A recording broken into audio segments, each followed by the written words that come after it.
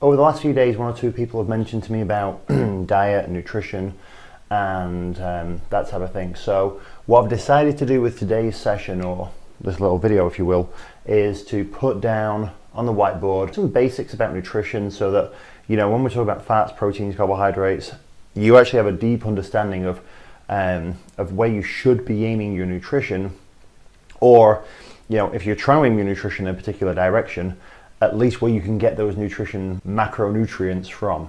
What we're going to do is we're going to break the food down first of all into a few different groups, and so you've heard them before, the fats, proteins and carbohydrates, and I'll basically explain to you what they're actually for, and then I'll go through with each individual one, as in where you can actually get the sources of that nutrition from. First things first, you've got proteins, fats and carbs, and those are your three basic macronutrients. Okay, you've got things like fiber. Okay, fiber is not actually a macronutrient, it's undigestible. Okay, and then you've got your micronutrients, which are your vitamins and your minerals. Okay, we're not going to be going through vitamins and minerals today. Protein, very simplistically, you use protein to repair your tissues, and you also use it for absorption of a few other things, but basically proteins are the building blocks of your body. So I was talking to a client the other day about this, and one thing that I was explaining to him is that, you know, he's a fairly sedentary guy.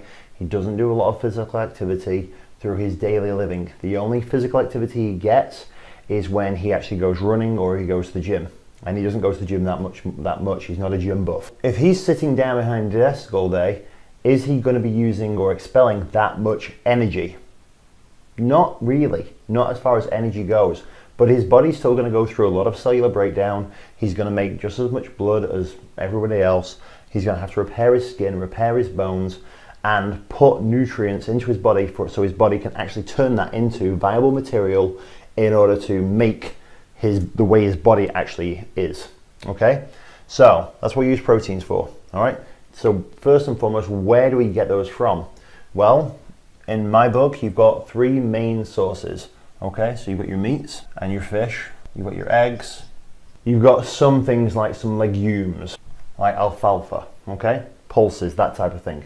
Okay, the thing to remember about those type of sources of protein though, are they're not complete proteins. Okay, they don't give you everything that your body needs to function. All right, so if you were living purely on alfalfa, you wouldn't get all the different protein molecules you need in order to build all the building blocks. So you'd have to add something else to that to get those. They're called amino acids. Whereas when you eat your meat or your fish or your eggs, you get all the amino acids your body actually needs in order to make all of the other amino acids. There's essential amino acids and there's non-essential amino acids. Essential amino acids are amino acids that your body cannot make within its system.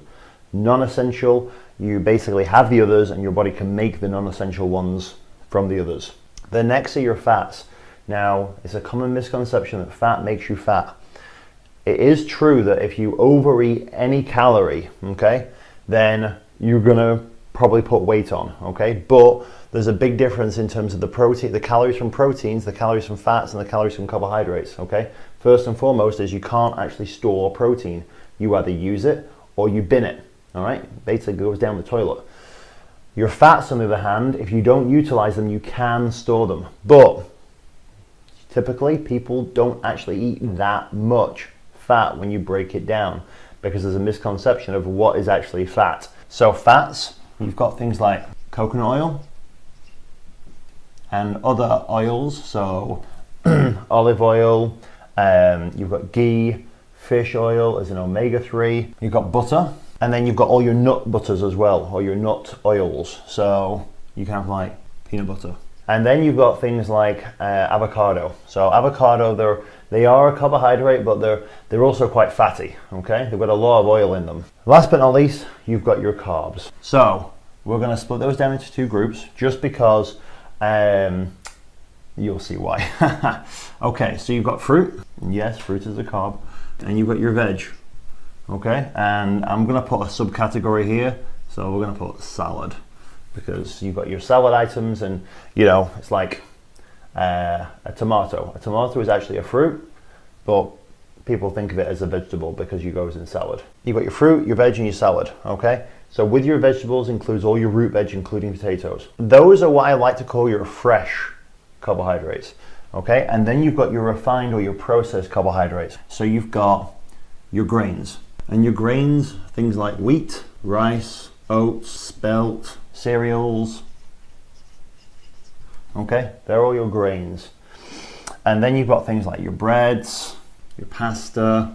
So all those things are made from grains, okay? And then you've got the things that you really want to be avoiding. You've got your sweets, and you've got your crisps, and you've got your chocolate. Again, those are, they're carbohydrates, but you don't want to be going after those. These are your processed carbohydrates or your refined carbohydrates, and then these are your fresh carbohydrates, okay? Now, even though those aren't ideal, it doesn't make them bad. It doesn't make them evil, okay?